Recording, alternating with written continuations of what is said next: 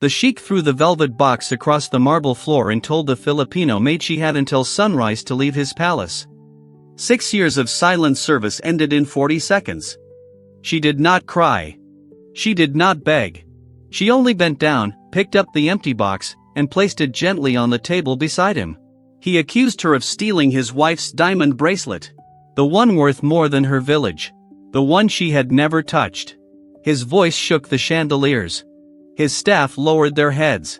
And in the doorway, unseen by anyone, his 8-year-old daughter stood frozen, her small hand pressed against her chest. The Filipino maid walked to her room without a word.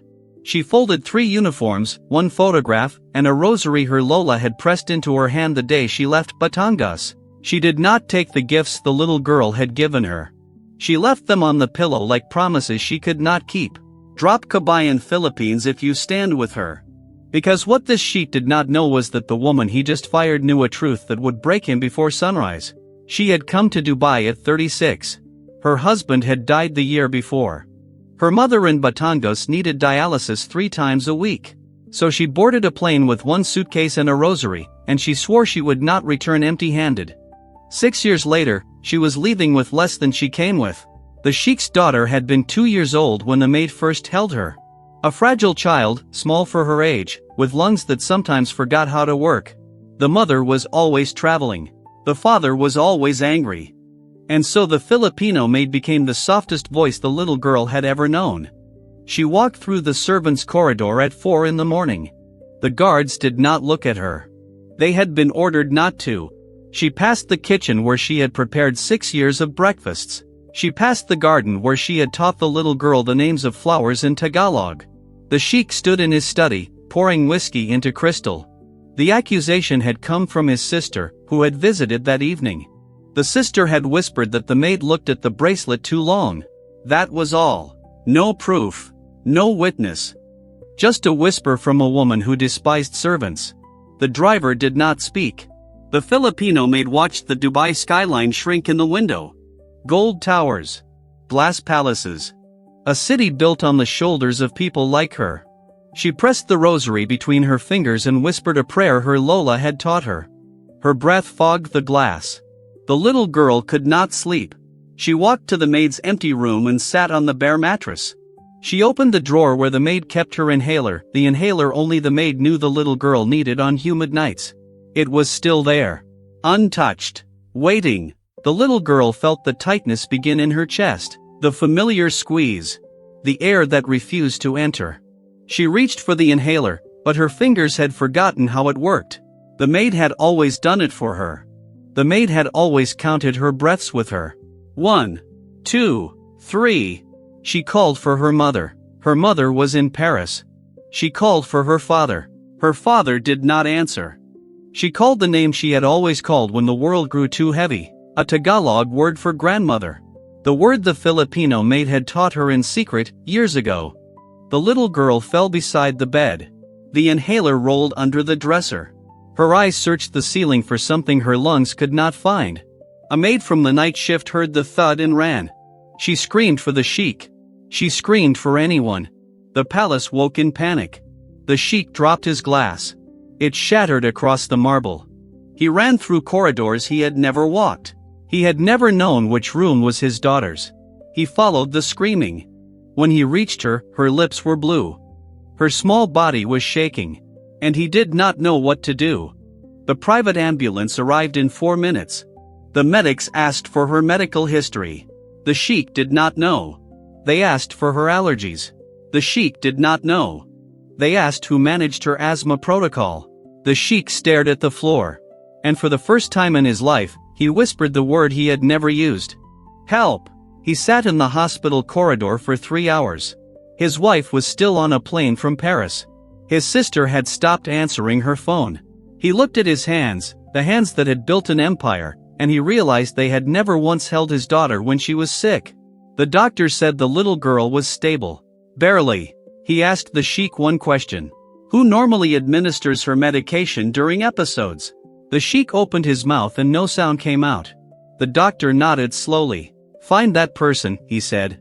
Because tonight, she was asking for them. The Sheikh returned to the palace at dawn. He walked into the servants' quarters for the first time in 6 years. The maid's room was empty. Her mattress bare. He sat on the small bed where a woman he had fired hours earlier had slept for half a decade. And he began to weep. He opened the drawer. Inside was a folded stack of papers. Children's handwriting. Dozens of letters. He read the first one. Dear grandmother in Batangas, my name is the name the maid gave me in secret. She says you are kind. She says you pray for me every night. I am writing because I love her, and she loves you, and that makes you mine too. The Sheikh read every letter. 23 of them. His daughter had been learning Tagalog for 2 years. She had been writing to a woman in a village she had never seen. A woman who was the mother of the woman he had just thrown out of his house. His hands shook so hard the papers trembled. Under the letters was a photograph. The little girl and the Filipino maid. Sitting in the palace garden. The little girl was laughing, something the Sheikh could not remember ever seeing her do in his presence. The maid was looking at her the way a mother looks at her own child. The Sheikh called his driver. He did not change his clothes. He did not brush his hair. He drove through Dubai traffic with the photograph on his dashboard and the letters on the passenger seat. He was a man who had never apologized to anyone in his life. And he was about to. He ran through the terminal. Security tried to stop him. He showed his face and they stepped aside. He scanned every gate. Every seat. He asked agents. He asked cleaners. He asked a janitor pushing a cart. Nobody had seen a Filipino woman with a small suitcase and a rosary in her hand. She was sitting by the window at gate 22. Her flight to Manila boarded in 40 minutes. She was holding the rosary. She was looking at the runway.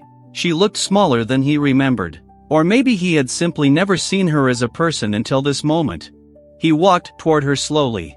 He knelt in front of her. A sheikh, in an airport. On both knees. Travelers stopped walking. Phones came out. He did not care. He took the photograph from his pocket and placed it on her lap.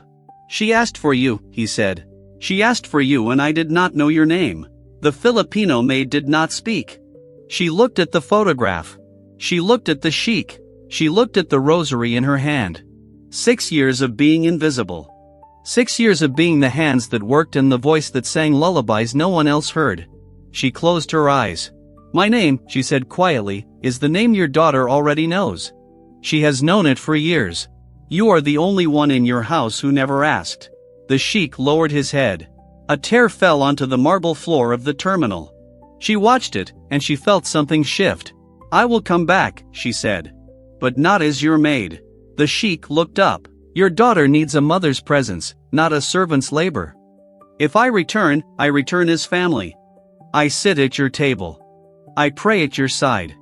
I am called by my name. Or I board this plane. The sheikh stood. He held out his hand. Not the hand of a man giving orders. The hand of a man asking for mercy. Come home, he said. Please. Come home to her. Come home as whatever you wish to be called. Only do not let her wake up in a house without your voice. She stood. She left the suitcase for the airline to send back. She took the photograph. She took the letters he had brought with him. They walked through the terminal side by side. A sheikh and a Filipino woman. And for the first time in 6 years, he walked at her pace. The little girl opened her eyes and saw the maid sitting beside her bed. She did not cry. She did not speak. She simply lifted her small hand and placed it on the maid's cheek, the way she had done 1,000 times before. The maid kissed her forehead. She whispered a prayer in Tagalog. The sheikh stood in the doorway. He did not enter.